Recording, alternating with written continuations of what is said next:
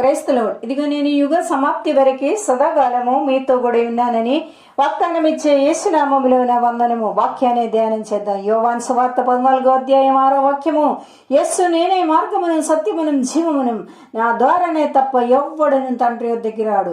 ఇంకా ప్రకటన గ్రంథం 3వ అధ్యాయం 7, 8 వాక్యాలు కూడా చదువుతున్నాను. ఫిలదెల్ఫియాలో ఉన్న సంఘపు దూతకి ఇలాగ రాయము, దావీదు తాలపు చెవి కలిగి ఎవ్వడను వేయలేకుండా తీవాడని ఎవ్వడను తీయలేకుండా వేయవాడనైన సత్య స్వరూపికు పరిశుద్ధుడు చెప్పు సంగతులు లేమనగా, నీ క్రియలను నేను ఎరుగుదను, నీకున్న శక్తి కొంచెమై ఉండినను, నీవు నా వాక్యమును గైకుని నా నామము ఎరుగను లేదు. ఇదిగో తలుపుని ఎదుట తీసి ఉంచి ఉన్నాను. ఈ ప్రపంచములో అనేక మార్గాలున్నాయి, అయితే చాలా తలుపులు మూసి ఉన్నాయి. అయితే యేసు మాత్రమే తలుపు తెరచేవాడు. సొలొమోను జ్ఞాని చెప్పిన మాట సామెతల గ్రంథం 14వ అధ్యాయం 12వ వాక్యం, ఒక్కరి ఎదుట సరైనదిగా కనబడు మార్గము గలదు, అయితే తుదుకు అది మరణపు త్రోయదయ్యను. అయితే యేసుక్రీస్తు మాత్రము మార్గమును సత్యమును జీవమును. యేసుక్రీస్తు మీకోసం తెరచే మార్గమున్నే ఎవ్వరు మూసివేయలేరు. హల్లెలూయా.